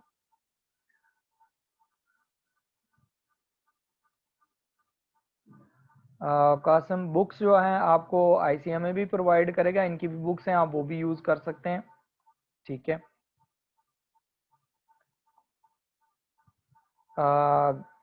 गैलेक्सी J5 हैं कोई, इन्होंने लिखा हुआ है कि सर इनकम कैपिटल अकाउंट में आती है।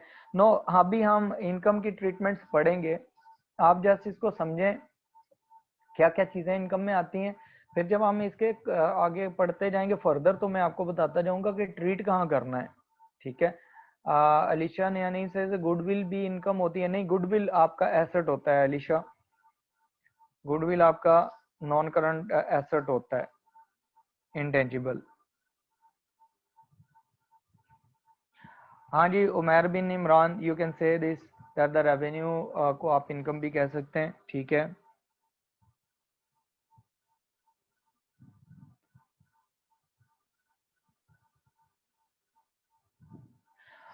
और वो पर्सनल लोन है। देखें सुफियान अली, आप कहते हैं बैंक एम्प्लॉय बैंक से जो लोन ले लेते हैं वो तो पर्सनल लोन हुआ ना, तो we are not going to do things related to the person. ठीक है। हम बिजनेस से रिलेटेड पढ़ेंगे, होगा वो भी लोन, लेकिन वो इंडिविजुअल के लिए लोन होगा। ठीक है।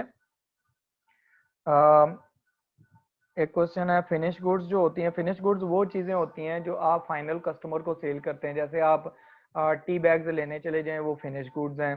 कार लेने चले जाएं वो फिनिश गुड्स है, मोटर बाइक लेने चले जाएं that is a finish goods. Similarly आप मैट्रेस वगैरह कोई चीज लेने जाएं वो फिनिश गुड्स है जो कस्टमर यूज कर सकता है अपने लिए। तला हसन हुसैन, मैं आपको बताता हूँ कि ग्रुप कौन क्रिएट कर रहा है, वो बताता हूँ आपको। व्हाट्सएप ग्रुप में ये लेक्चर जो है वो कर लेंगे इसको शेयर, ठीक है। Malik Mohammad Usman, difference between current asset non current asset, time का डिफरेंस होता है। जो करंट एसेट्स होते हैं वो within a year use हो जाते हैं और non current assets for more than 1 year use होते हैं। जो मोहम्मद समी, जो हाउस रेंट है, अगर आपका बिजनेस जो है वो किसी घर में आप बिजनेस है ऑफिस बनाया हुआ है और उसका जो रेंट दे रहे हैं that will be expense. Junaira Anwar, हाँ बुक्स मिल जाएंगी वहाँ से, आपको लाइब्रेरी से भी मिल जाएंगी, लेकिन उसमें ये है कि जो मैंने बुक रेकमेंड की है ये बुक नहीं उधर होगी, इसमें प्रैक्टिस ज़्यादा है। बुक और केट्रियो मैंने रेकमेंड की है नोमान मलिक की, इसलिए ये मैं आपको रेकमेंड की है। बाकी आप किसी और बुक से भी कर सकते हैं, कोई मसला नहीं है, आप लाइब्रेरी यूज़ कर लें। फजर फयाज, कॉन्सेप्ट्स को आपने माइंड में रखना है, डेफिनेशंस को आपने याद रट्टा लगाने की ज़रूरत नहीं है, लेकिन आपको लिखना आना चाहिए। आपको ये आना चाहिए कि पेपर में आप उसको आंसर कर सकें। ट्रेड पेबल से नॉर्मली इंटरेस्ट नहीं लिया जाता, ठीक है मोहम्मद तला, नॉर्मली उनसे इंटरेस्ट नहीं लिया जाता, लेकिन अगर आप कंडीशन सेल करते हुए लगा देते हैं ना कि आपको अगर आप इतने दिन बाद फॉर एग्जांपल 30 डेज बाद अगर पेमेंट करेंगे तो फिर हम आपसे इंटरेस्ट चार्ज करेंगे, तो वो हो सकता है। Jain Ali, yes you can call fix assets, ठीक है, उनको फिक्स एसेट्स भी कह सकते हैं नॉन करंट एसेट्स को। Ashna Arif, yes non current assets और फिक्स एसेट्स।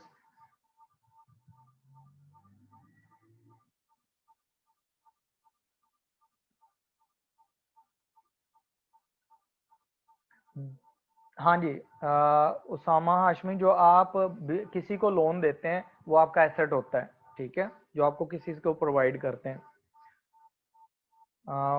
मोहम्मद समी, हाउस रेंट, ठीक है, ये मैं पहले भी बता चुका हूँ। मोहम्मद फारूक, स्टेपलर मशीन जो अगर तो वो आपने लॉन्ग टर्म के लिए यूज़ करनी है तो फिर तो आप उसको यूज़ कर सकते हैं एज एन एसेट, अदरवाइज वो आपकी स्टेशनरी में आती है जो जिसको हम आगे एक्सपेंस में डाल देते हैं। लोन ग्रांटेड, मियाँ उमर, लोन ग्रांटेड जो होता है ना वो आपका एसेट होता है जो आपने किसी को दिया होता है। अक्सा मुश्ताक, जो एडिशनल इन्वेस्टमेंट होती है उसका मतलब ये है कि owner initially for example 1 lakh invest करता है और बाद में बिजनेस को फिर ज़रूरत पड़ जाती है तो वो फिर 20,000 अगर एक्स्ट्रा देता है तो that is called additional investment.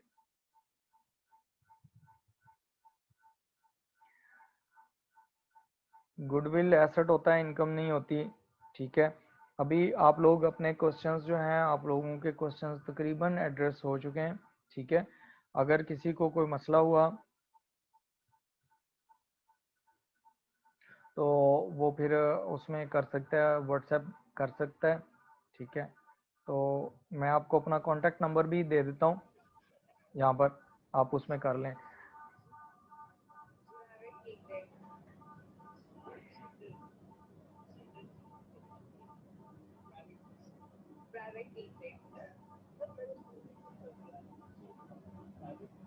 ठीक है, 7373, this is my contact number 0312430737 ठीक है।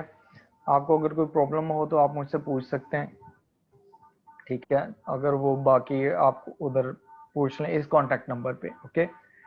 अच्छा, ओके, अभी आज की क्लास का टाइम जो है वो ख़त्म हो गया है, अब हम सर एक इंशाल्लाह नेक्स्ट करेंगे। यस सर 1 मिनट, मैं इनको ना जो लेक्चर का पूछ रहे हैं मैं उनको थोड़ा सा गाइड कर देता हूँ, जो जी लेक्चर जी पूछ रहे कर हैं दें, पाटिल, मैं उसको सर थोड़ा सा उनको शेयर करके उनको बता देता हूँ। Yes yes yes you can.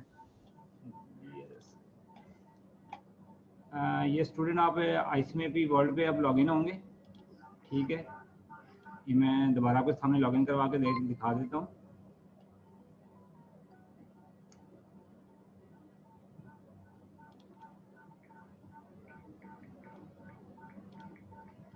ये आप लॉगिन होंगे अपने अपने जो आपको नंबर मिला है आपका ISB या रजिस्ट्रेशन नंबर जो भी है जिससे आप क्लास के लिए लॉगिन हुए हैं, इसमें आपने अपना नंबर डालना है और डेट ऑफ बर्थ से आप लॉगिन करना है जैसे आप क्लास के लिए लॉगिन करते हैं। ठीक है,